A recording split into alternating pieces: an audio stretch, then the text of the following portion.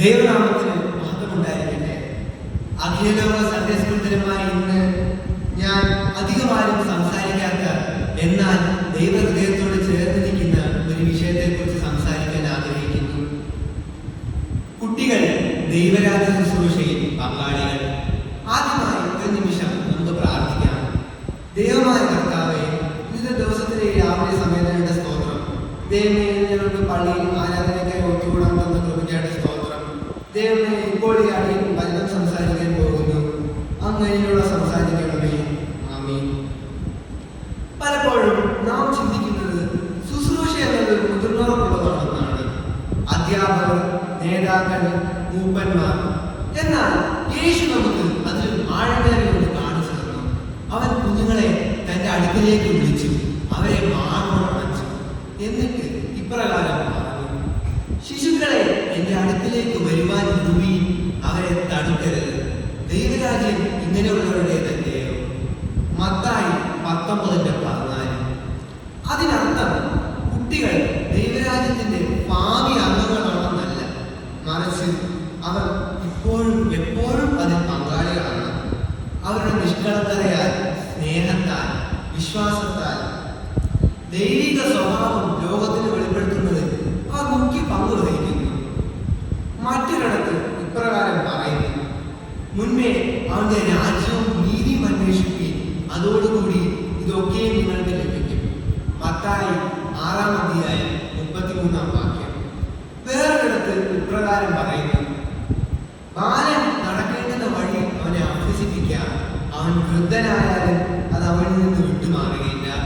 സദൃശവാക്യങ്ങൾ 22-ാം അതിന്റെ 6.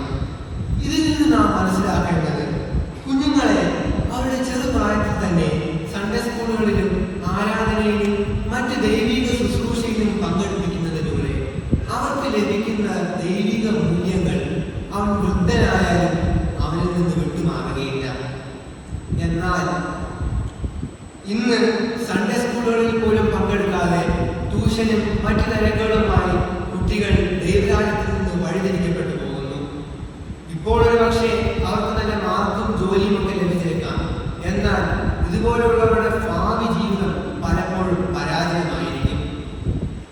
2 ആഴ്ച മുമ്പേ ദേവനഗര കൺവെൻഷനിൽ വെച്ച് സ്തേഫാനോസ് തിരുമേനി കുഞ്ഞുങ്ങളെ കുറിച്ച് പറഞ്ഞപ്പോൾ ഇപ്രകാരം പറഞ്ഞു, being in temple of the Lord itself is A grace. പലപ്പോഴും കുഞ്ഞുങ്ങൾ ആരാധനയിൽ പങ്കെടുക്കുമ്പോൾ പല കാര്യങ്ങളിലും ശ്രദ്ധിക്കുന്നില്ലായിരിക്കാം. എന്നാൽ അവർ പള്ളിയിലായിരിക്കുന്നത് ഒരു ദൈവിക അനുഗ്രഹം തന്നെയാണ്. നമുക്ക് നമ്മുടെ വിഷയത്തിലേക്ക് തിരികെ വരാം. 3 കാര്യങ്ങളാണ് ഞാൻ നിങ്ങളുമായി പങ്കുവയ്ക്കാൻ ആഗ്രഹിക്കുന്നത്. ആദ്യമായി, കുട്ടികൾ കാലത്തിന്റെ ഇല്ലായ്മകൾ നികത്തുന്നവർ. പ്രിയപ്പെട്ടവരെ, ഇത് നാം ജീവിക്കുന്നത് ഇല്ലായ്മകളുടെ കാലഘട്ടത്തിലാണ്. ഭൗതിക വസ്തുക്കളുടെ കുറവല്ല, മറിച്ച് സ്നേഹം, വിശുദ്ധി, സത്യസന്ധത, വിശ്വാസം എന്നിവയുടെ ദൗർലഭ്യമാണ്. മത്സരവും വഞ്ചനയും നിറഞ്ഞ ഒരു ലോകത്ത് ഊഷ്മളത, കാരുണ്യം, സത്യം എന്നിവയാൽ ആ കുറവുകൾ നികത്തുന്നത് കുഞ്ഞുങ്ങളാണ്. ഒരു കുഞ്ഞ് ആത്മാർത്ഥമായി പ്രാർത്ഥിക്കുമ്പോൾ സ്വർഗം കേൾക്കുന്നു. ഒരു കുട്ടി എളുപ്പത്തിൽ ക്ഷമിക്കുമ്പോൾ അവൻ നമ്മെ യേശുവിന്റെ ഹൃദയത്തെ ഓർമ്മിപ്പിക്കുന്നു. ഒരു കുട്ടി സന്തോഷിക്കുമ്പോൾ ദൈവരാജ്യം അധികാരമോ സ്ഥാനമോ അല്ല, മറിച്ച് പരിശുദ്ധാത്മാവിലുള്ള നീതി, സമാധാനം, സന്തോഷം എന്നിവയാണെന്ന് അവർ നമ്മെ ഓർമ്മിപ്പിക്കുന്നു. ബാലനായ ശമൂവേലിനെ കുറിച്ച് ഓർക്കുക. ഏലിക്ക് ദൈവത്തിന്റെ ശബ്ദം കേൾക്കാൻ കഴിയാതെ വന്നപ്പോൾ ഇസ്രായേലിൽ പ്രവാചക ശബ്ദം പുനഃസ്ഥാപിക്കാൻ വേണ്ടി രാത്രിയിൽ ദൈവം വിളിച്ചത് ബാലനായ ശമൂവേലിനെ ആയിരുന്നു. ഗോലിയാത്തിന് മുമ്പിൽ ഒരു സൈന്യം മറച്ചപ്പോൾ ആ ധൈര്യത്തിന്റെ ഇടവ് നികത്തിയ ഇടയബാലനായ ദാവീദിനെ ഓർക്കുക. 2 സാഹചര്യങ്ങളിലും കുട്ടികൾ അവരുടെ തലമുറയിലെ വിശ്വാസത്തിന്റെയും അനുസരണത്തിന്റെയും അഭാവം നികത്തുന്നു. ഇന്നും ദൈവം യുവതലമുറയെ ഉപയോഗിച്ച് ഉണർവ് കൊണ്ടുവരുന്നു. അഭിനിവേശത്തോടും വിശുദ്ധിയോടും കൂടി ആത്മീയ ശൂന്യതയെ ഇല്ലാതാക്കുന്നു. കുട്ടികൾ മറ്റുള്ളവരുടെ എളുപ്പത്തിൽ ക്ഷമിക്കുന്നു. അവർ ആരോടും മനസ്സിൽ പങ്കുവെച്ച് പുലർത്താറില്ല. എന്നാൽ ഇവിടുത്തെ മുതിർന്നവർ മറ്റുള്ളവരുടെ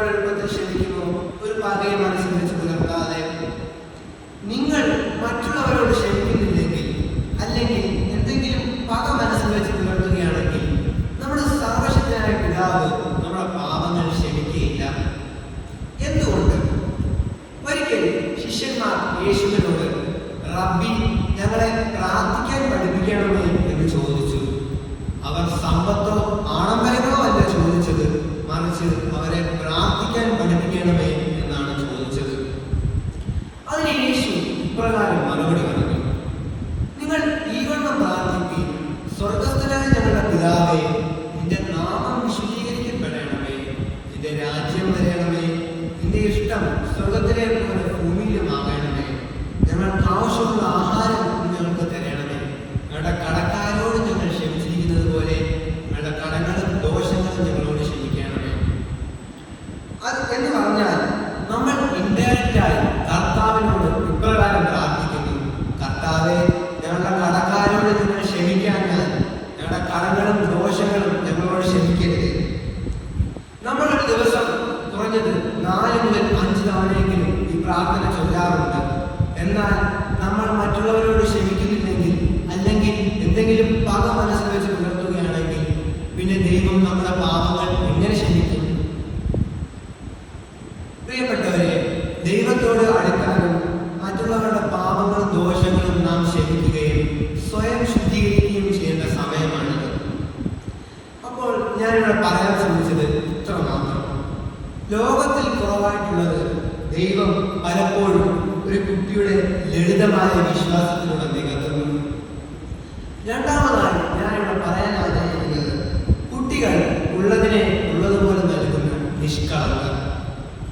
കുട്ടികൾ നിഷ്കളങ്കരായ ദാതാക്കളാണ്. ദൈവത്തിന്റെ സ്വഭാവം ലോകത്തിൽ പ്രകടിപ്പിക്കുന്ന ഗുണങ്ങൾ അവർ ദാനം ചെയ്യുന്നു. അവരുടെ നിഷ്കളങ്കത ഒരു അജ്ഞതയല്ല, മുതിർന്നവർ പഠിക്കേണ്ട ഒരുതരം വിശുദ്ധിയാണ്.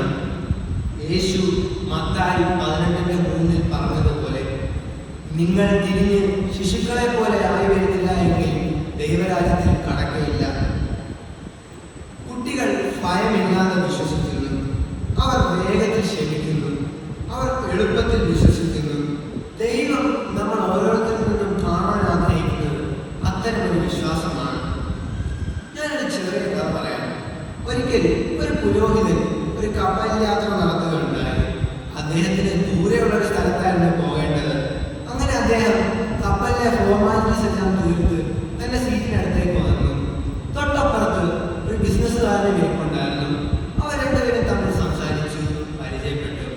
പുരോഹിതന്റെ കയ്യിൽ വിലപിടിപ്പുള്ള സാധനങ്ങൾ അടങ്ങിയ ഒരു ബാഗും കുറച്ച് പണവും ഉണ്ടായിരുന്നു. എന്നാൽ അദ്ദേഹത്തിന് മനസ്സിൽ ആദിയായിരുന്നു, സംശയമായിരുന്നു. ഞാൻ ഇയാളുമായി സംസാരിച്ചു, എന്നാൽ ഇയാളുടെ ബാഗും മൂല്യ വസ്തുക്കളും എടുക്കില്ലെന്ന് എന്താണെന്ന് ഉറപ്പ്? ഇന്നത്തെ കാലമല്ലേ, നമുക്ക് ആരെയും വിശ്വസിക്കാൻ കഴിയില്ല. അങ്ങനെ അദ്ദേഹം ഇതിന് കുറെ ആലോചിച്ചു. എത്ര ആലോചിച്ചിട്ടും അദ്ദേഹത്തിന് ഒരു വഴി കണ്ടെത്താനായില്ല. അവസാനം അദ്ദേഹം ഒരു വഴി കണ്ടെത്തി. എന്റെ ഈ ബാഗ് ഞാൻ ക്യാപ്റ്റന്റെ കയ്യിൽ കൊടുക്കാം. കാരണം പുരോഹിതന് ഒരു രാത്രി മൊത്തം ആ കപ്പലിൽ ചെലവഴിക്കേണ്ടതായിട്ടുണ്ടായിരുന്നു. ക്യാപ്റ്റനാകുമ്പോൾ രാത്രി ഉറങ്ങില്ലല്ലോ. അങ്ങനെ അദ്ദേഹം ബാഗുമായി ക്യാപ്റ്റന്റെ അടുത്ത് ചെന്നു കാര്യം ബോധിപ്പിച്ചു. അപ്പോൾ ക്യാപ്റ്റൻ ഒരു ചെറു പുഞ്ചിരിയോടെ ഇപ്രകാരം മറുപടി പറഞ്ഞു: സുഹൃത്തെ, നിങ്ങൾ വരുന്നതിന് മുമ്പേ ആ ബിസിനസ്സുകാരനോട് വന്നിരുന്നു. അയാളുടെ കയ്യിലും ഒരു ബാഗ് ഉണ്ടായിരുന്നു. അയാളും ഇതുപോലെ തന്നെ ഇവിടെന്ന് പറഞ്ഞ് ആ ബാഗ് ഏൽപ്പിച്ചു. ഇന്ന് നമ്മൾ ആരെയും വിശ്വസിക്കാൻ കഴിയാത്ത ഒരു കാലഘട്ടത്തിലൂടെയാണ് കടന്നു പോകുന്നത്. അപ്പോൾ ഒരു കുട്ടിയുടെ ഹൃദയം കാണുമ്പോൾ മനുഷ്യ വിശ്വാസത്തിനായിട്ടുള്ള ദൈവത്തിന്റെ രൂപകൽപ്പന നമുക്ക് കാണാൻ കഴിയും. ശുദ്ധവും എളിമയുള്ളതും കളങ്കമില്ലാത്തതുമായ വിശ്വാസം. അവരുടെ നിഷ്കളങ്കതയിൽ അവർ സ്വർഗത്തിന്റെ സുഗന്ധം വഹിക്കുന്നു. ഞാനിവിടെ പറയാൻ ശ്രമിച്ചത് ഇത്ര മാത്രം. യഥാർത്ഥ ശിഷ്യത്വം എങ്ങനെയായിരിക്കണമെന്ന് കുട്ടികൾ നമ്മെ ഓർമ്മിപ്പിക്കുന്നു.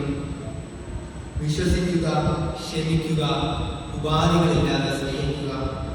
മൂന്നാമതായി ഞാൻ പറയാൻ ആഗ്രഹിക്കുന്നത്, കുട്ടികൾ ദൈവരാജ്യത്തിന്റെ നിക്ഷേപശേഖരം. നാം സ്വർഗത്തിലെ നിധി തുറന്നാൽ നമുക്കവിടെ സ്വർണ്ണങ്ങളോ രത്നങ്ങളോ കണ്ടെത്താനാവില്ല. നമുക്കവിടെ ആത്മാക്കളെ കണ്ടെത്താനാണ്. ആ കൂട്ടത്തിലെ ഏറ്റവും അമൂല്യമായവ കുട്ടികളാണ്. കുട്ടികൾ കുടുംബങ്ങൾക്കുള്ള സമ്മാനങ്ങൾ മാത്രമല്ല, അവർ ക്രിസ്തു സഭയുടെ ഭാവിയിലേക്കുള്ള ദൈവത്തിന്റെ നിക്ഷേപണങ്ങളാണ്. ഓരോ കുട്ടിയും സാധ്യതകളുടെയും ലക്ഷ്യങ്ങളുടെയും വാഗ്ദാനങ്ങളുടെയും വിളനിലങ്ങളാണ്. അവരുടെ ചിരിയിലും പാട്ടിലും ആരാധന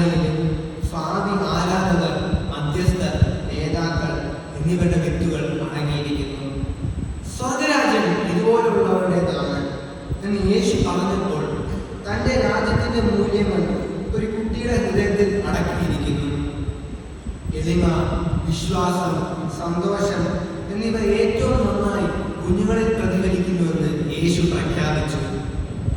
അതുകൊണ്ട് സഭ എന്ന നിലയിൽ ഈ നിധി സംരക്ഷിക്കേണ്ടത് നമ്മുടെ ഉത്തരവാദിത്തമാണ്. നമ്മുടെ കുട്ടികളെ ദൈവത്തിന്റെ വഴിയിൽ വളർത്തുക, നയിക്കുക, പ്രോത്സാഹിപ്പിക്കുക. ഓർക്കുക, അവരുടെ ആത്മീയ വളർച്ചയ്ക്ക് വേണ്ടി നാം നിക്ഷേപിക്കുമ്പോൾ നാം സ്വർഗത്തിന്റെ നിത്യനിധിയിലേക്കാണ് നിക്ഷേപിക്കുന്നത്. നമ്മുടെ ഇടവകയിലും കുഞ്ഞുങ്ങളുടെ ആത്മീയ വളർച്ചയ്ക്ക് വേണ്ടി പ്രവർത്തിക്കുന്ന അധ്യാപകർക്കും ബഹുമാനപ്പെട്ട എച്ച്.എമ്മിനെയും ഓർത്ത് ഞാൻ ദൈവത്തിന്റെ സ്തോത്രം ചെയ്യുന്നു. ഞാനിവിടെ പറയാൻ ശ്രമിച്ചത്, ഓരോ കുട്ടിയും ദൈവിക ഉദ്ദേശത്തിന്റെ ഒരു നിധിപ്പെട്ടിയാണ്. അവരെ പ്രാർത്ഥന, സ്നേഹം, വിശ്വാസം എന്നിവയാൽ കൈകാര്യം ചെയ്യുക. പ്രിയമുള്ളവരെ, ഇന്ന് നാം ചിന്തിച്ചത് കുട്ടികൾ ഇന്നത്തെ കുറവുകൾ പരിശുദ്ധി, വിശ്വാസം, സ്നേഹം എന്നിവയാൽ നികത്തുന്നു. അവർ നിഷ്കളങ്കരായ ദാതാക്കളാണ്.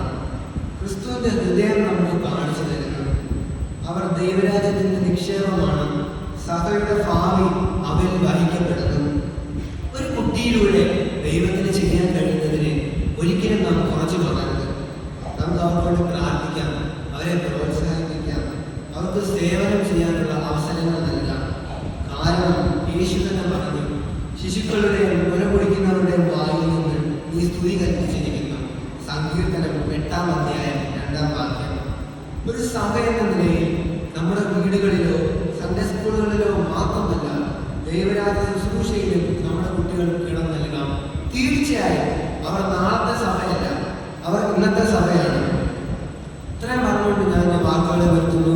ഇന്ന് എനിക്ക് ഈ അവസരം തന്ന സൺഡേ സ്കൂളിലെ എച്ച്.എമ്മിനോടും അച്ഛനോടും നന്ദി അറിയിച്ചുകൊണ്ട് ഞാൻ എൻ്റെ വാക്കുകൾ